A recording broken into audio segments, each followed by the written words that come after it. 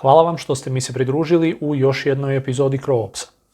Danas nastavljamo priču na one Bradleyje za Hrvatsku, odnosno na odobrenu nabavu paketa modernizacije i naoružanja za 76 hrvatskih Bradleyja, na način da ćemo detaljnije proučiti protuoklopnu raketu TOW-2 koje je naručeno u 3 varijante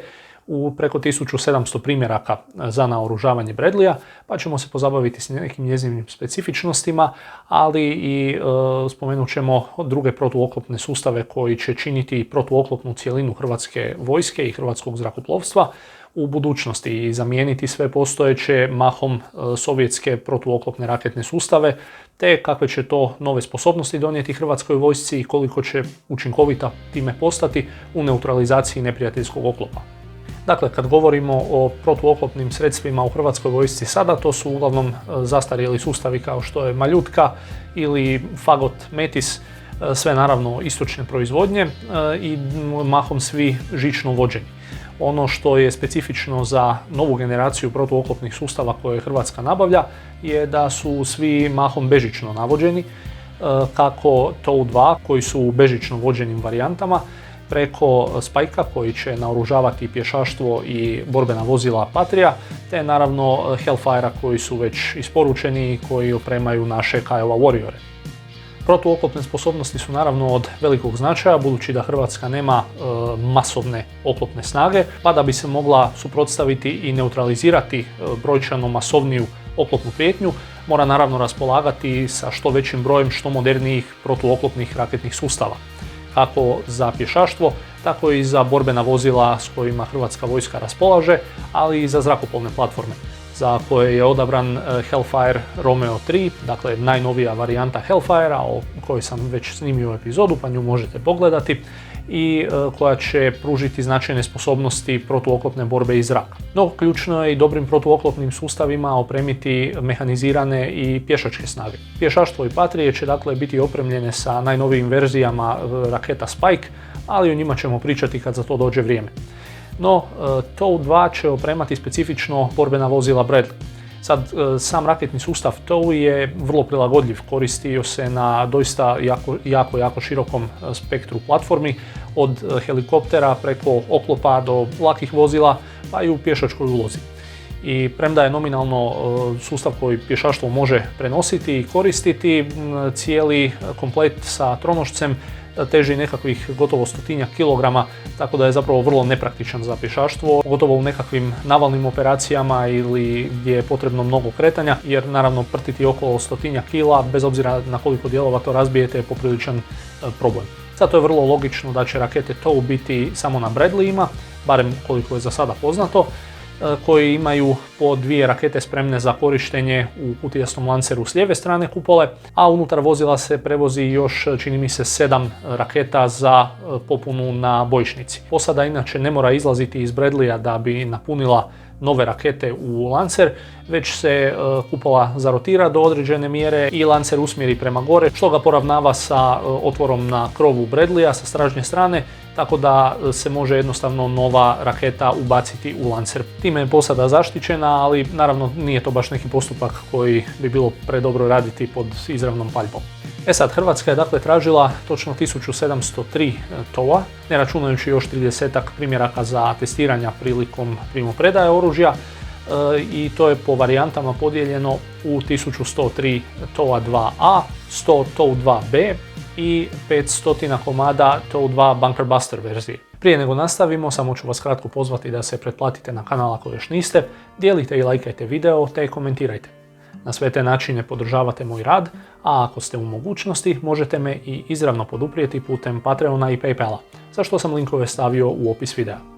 Dakle, TOW-2A je verzija rakete koja ima domet od oko 3700 metara i opremljena je sa tandem bojnim glavama, zato da bi uspješno mogla probiti tenkove, odnosno teški oklop koji je zaštićen sa eksplozivno reaktivnim oklopom. Vrh šiljka u nosu rakete ima malu prednju bojnu glavu koja služi ili uništenju ili aktivaciji ERA blokova i time oslobađa put da glavna bojna glava dođe u optimalni položaj za detonaciju i da njezin kumulativni mlaz probije oklop i neutralizira neprijateljski tank. TOW-2A nakon što je probio eksplozivno reaktivni oklop tenka može probiti do 900 mm čeličnog oklopa, što je dovoljno da uništi bilo koji tank koji bi Hrvatskoj mogao predstavljati prijetnju. Bojna glava je klasična kumulativna, a sam ovaj metalni stožac koji formira probojni mlaz čini bakar.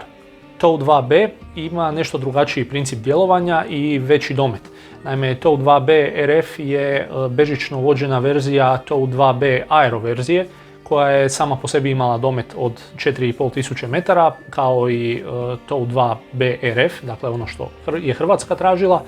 i njezin profil napada je top attack, odnosno leti iznad cilja i na visini od kojeg metra senzori detektiraju kad se našla u optimalnom položaju za detonaciju, te aktivira također dvije bojne glave koje su usmjerene prema dolje. Jedna bojna glava je dakle usmjerena direktno prema dolje pod kutem od 90 stupnjeva, a druga je lagano pomaknuta tako da se može pokriti veća površina, odnosno da se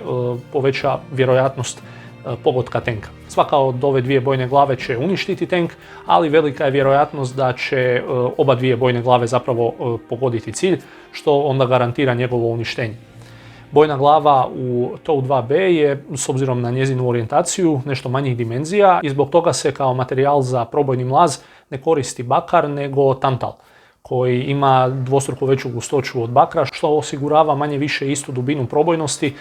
za duplo veću površinu bakrenog penetratora. Treća verzija, TOW2 Bunker Buster, je namijenjen uništavanju utvrđenih objekata, prvenstveno bunkera ili probijanja zidova i sl.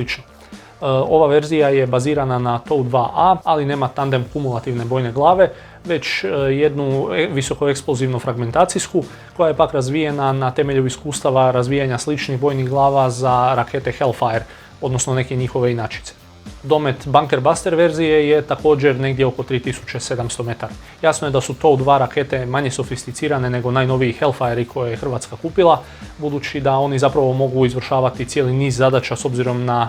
specifičnosti cilja, što piloti odabiru prije djelovanja, dok se za uništavanje specifične vrste cilja treba odabrati prava TOW raketa. To hipotetski može stvoriti situaciju da imate napunjene protuoklopne rakete u oba dva lancera, a trebate uništiti bunker. No, TOW2 rakete su se pokazale izuzetno učinkovitima,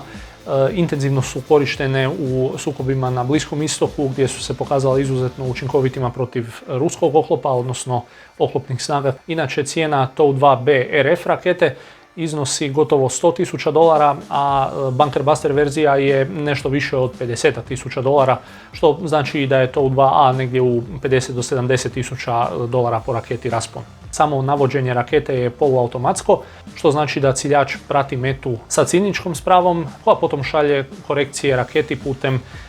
radio veze, koja inače ima malu vjerojatnost detekcije i poprilično je otporna na ometanje. Da bi ciljači održavali trenažu, TOW2 rakete se moraju i periodično ispaljivati, dakle na vježbama gađanja, za razliku od Hellfire-a gdje piloti zapravo mogu sve postupke potrebne za ispaljivanje rakete i uništenje cilja vježbati na inertnim verzijama i zapravo nema potrebe da se troše bojeve rakete, dok zbog sustava navođenja na TOW2 je ipak potrebno dakle, da posade održavaju uvježbanost i izvršavaju gađanja s tim raketama. Kad usporedimo TOW2 sa ostalim raketama koje Hrvatska ima ili nabavlja za protuoklopnu borbu, one zapravo imaju najkraći domet od Spikeova i Hellfire-a. Ipak meni je osobno jako drago da se odmah iskazala potreba za zaista velikom količinom raketa i nadam se da će ta praksa zaživjeti i kod nabave ostalih oružanih sustava, odnosno da će se pristupiti ozbiljnim brojevima kad govorimo o nabavama barem protuoklopnih raketa. Ove rakete svakako donose značajne nove sposobnosti mehaniziranim snagama Hrvatske vojske i kad jednom uđu u upotrebu biti će vrlo učinkovito sredstvo za protuoklopnu borbu. Inače, bilo je i nekih pitanja zašto se umjesto TOW-ova ne uzmu dodatni spajkovi pa se Bradley prilagode upotrebi spajkova,